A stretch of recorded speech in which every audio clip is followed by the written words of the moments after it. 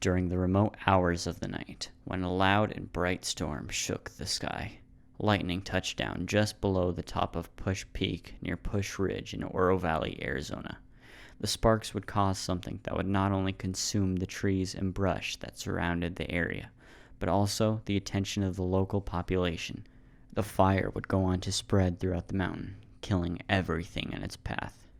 By 11 a.m., the fire was slowly climbing down the mountain. But thanks to the brave firemen, the fire was being faced head-on. I found myself fixated on what was happening and had to see it for myself. When we arrived, I was quick to find similar people looking at the same thing I was. We met up with two people with very different opinions on what was happening around them. Yeah, we're here inside of a community that's actually a number of neighborhoods, and saw the lightning last night and woke up this morning to seeing fire on the ridges up here. And a number of the folks that live in our neighborhood, which is just down the street here, are pretty concerned. And I wanted to come out and see firsthand how close the fire was, and it's dangerously close. Yeah, it's our first time looking this. We have 1 year living here in this area. And you're not nervous? No, not nervous. No, not too much. Around 5 p.m. on Saturday, we went back to where we had last seen the fire. There, we found that the side of the mountain had turned black and seemed to be burning more than before. By this time, 2 hotshot teams had arrived on scene. We weren't able to get an interview from them, but we were able to pick up some random radio chatter.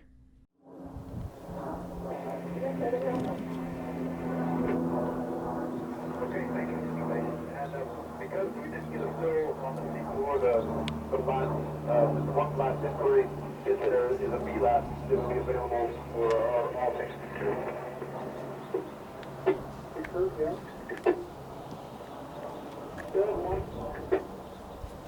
You got some other guys, please?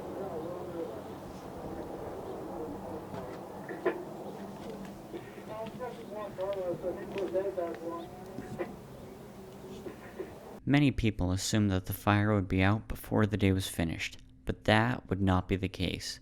By nightfall, the fire, now called Bighorn Fire, had burned 200 acres in about 24 hours. That night, the fire became more and more visible and looked like something you'd see in a Hollywood production. Due to darkness, I was only able to capture pictures in night vision. Night progressed without any major problems, and that morning around 8 a.m. we went back to see what effects the burning flames had on the land. As we approached, the smell of smoke lingered in the air, a smell that wasn't present the day before. This meant that not only was the fire getting closer, but the wind had also changed directions. The fire had now split into 2 parts, one north of our location near Dead Horse Canyon, and the second right above us, slowly climbing down to the neighborhoods and surrounding shops. Throughout the day, the now southern portion of the fire slowly waned. We talked to a woman whose family lived close to the remaining portion of the fire near Dead Horse Canyon, and although the fire posed no imminent threat, the worry of her and her community could be seen. I guess it was Friday night. Friday night is when the storm came and the lightning hit late, but I didn't even know, like it wasn't even a thing. And then Saturday morning, I got up at like maybe 6:30 and I went to go for a run and I saw all the smoke, but I didn't like think much of it because it seemed really far away. And plus there wasn't, I don't know, I guess when I got on my phone that morning to just kind of like scroll through social media stuff, there was nothing on it. So I didn't think that much of it. But I did a 2-hour run. So between like 7 and 9 when I came back, it was a whole different story. It was like you the flames were so much closer, and everybody was talking about it, and everything was going around, and people were talking about fire crews coming in. So that's kind of how that was. And then I saw, also I couldn't like find news on it. I just found like social media stuff. So that was my source. On that, I saw maybe like around 11, 12, somewhere in there, that they said that it was pretty much out. And I was like, okay, cool, like no big deal. But I was starting to think, man, that's starting to look a lot closer. That could be bad. But it didn't feel concerned.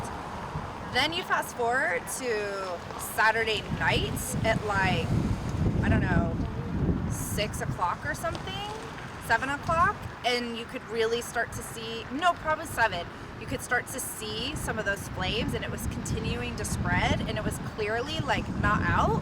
And also, people were texting me, my mom was calling me, and friends were like, are you okay, are you okay? I just decided that the best way to like not be scared and not freak out was just to be proactive and put some things together. So we rounded up like birth certificates.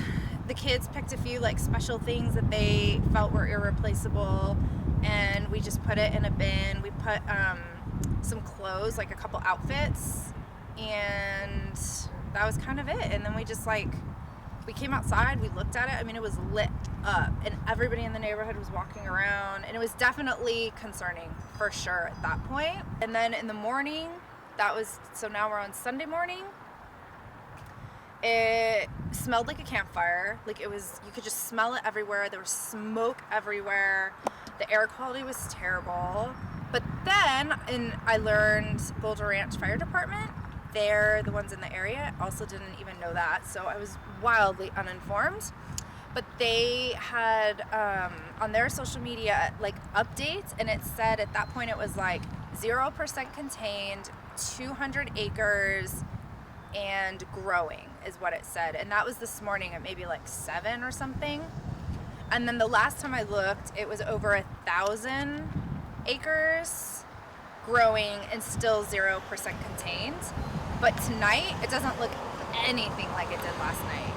And I mean, I don't feel, I am concerned for like whatever's happening up there and firefighters and all of that. But as far as our actual home and our neighborhood, I'm not so worried about that. While we were filming, the fire had been confirmed to have grown immensely. The fire was now in a remote area of the canyon, but little did we know what was to come would be anything but good.